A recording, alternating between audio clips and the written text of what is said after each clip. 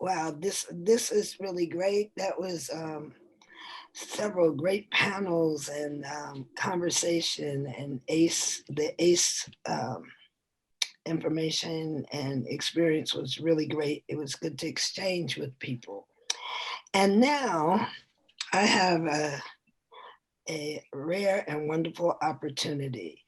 Um, I've not had the opportunity to really get to know the Honorable John Kerry, but there are a few small details in his bio that resonate for me. First of all, becoming the first anything is impressive, but he managed to roll a few firsts into his new role as our nation's first special presidential envoy for climate and the first ever principal to sit on the National Security Council, entirely dedicated to climate change. So that is quite amazing. And then in his book, I think This Moment on Earth, he quotes Langston Hughes's poem, Let America Be America Again. And that's a powerful poem that I happen to really appreciate. And so the fact that he quotes that poem makes me believe that his commitment to equity and justice is real. And then finally, and I think this is perhaps the most impressive of all, out of all of the missions that the Honorable John Kerry could take on at this point in time and could live out the duration having a good time without even taking on a great service challenge. But he chose to serve by tackling climate change. And so Special Envoy Kerry has a long list of accomplishments that you're encouraged to certainly read in his bio. And by way of introduction, let me state for the record that we are fortunate to have him lead our climate diplomacy. In his poem, Langston Hughes speaks of justice, equity, diversity, and inclusion. I now give you Special Envoy John Kerry to deliver a message from the White House. I want to thank our hosts for convening today's dialogue on the critical issues of climate, equity, and environmental justice, and for all of your leadership on this important agenda.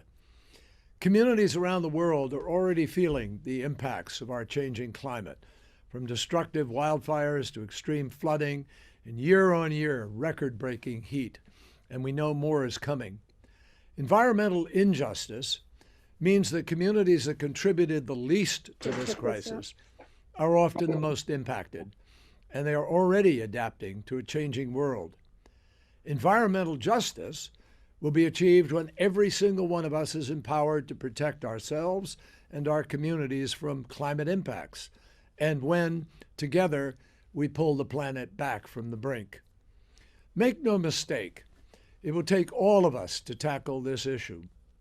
President Biden strongly believes that by addressing the climate crisis, the United States will revitalize our economy, create millions of good jobs, build sustainable infrastructure, hold polluters accountable for their actions, and secure environmental justice. On day one of President Biden's administration, he directed us to implement an ambitious whole-of-government climate agenda, one that matches the scale of the opportunities and challenges we face, and that addresses environmental justice in all of our communities. Here in the U.S., we recognize the disproportionate impacts of climate crisis and environmental harm in our overburdened communities that have already suffered from inequalities, from discrimination, and from long-standing environmental injustice. We also know that by advancing environmental justice, we can make great strides towards racial justice, health justice, and economic justice. So we're very eager to work with our most vulnerable communities at home and abroad, to amplify their voices, to tell their stories, and to recognize their critical role as leaders in this fight. As we look towards the President's Climate Summit on Earth Day and COP26 in Glasgow later this year, we're urging countries and societies to align their ambition with the Paris Agreement and the goal of keeping the warming of the planet to 1.5 degrees centigrade. We're focused on finding a pathway to net zero global emissions mid-century or before.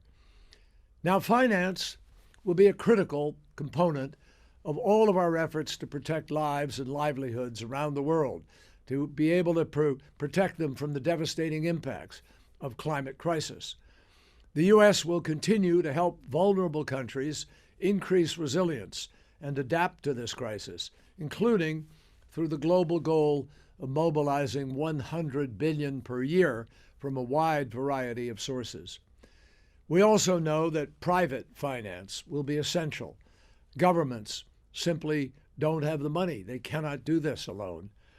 So we need a whole of society mobilization to keep our collective goal of 1.5 degrees of warming on the table, to keep it alive, something that we can still reach. We know the science. We're already very, very far behind where we should be, certainly even far behind the promises of Paris Agreement. Too many communities have been sidelined and redlined, and this administration seeks to lift them up to address their concerns. Every sunrise that makes our lives possible is a reminder of our sacred responsibility to care for creation and one another with life-giving compassion.